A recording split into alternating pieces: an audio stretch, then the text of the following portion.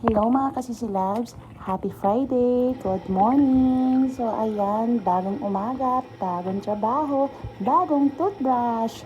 So ayan guys, sa totoo lang, nakaka-bored na talaga pero okay lang. Mahirap talaga pag ikaw lang yung nasa bahay na. Pero iniisip ko, mas maigi na to kasi makagawa ka,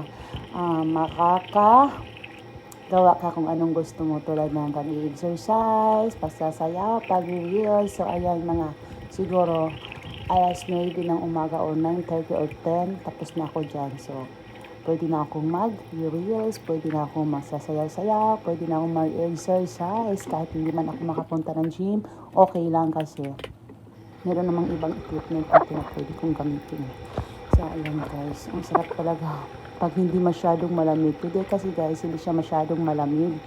So ayan, suot muna tayo ng hindi masyadong makapal na jacket. Kasi ang sarap ng feeling today. May sun, may araw na sumisikat ngayon. Kaya ang sarap sa pakiramdam. Kaya sana bukas or sa Sunday hindi siya masyadong malamig, no? Para naman makapag-aral yung mga konyang. Ang sarap talaga pag hindi masyadong malamig.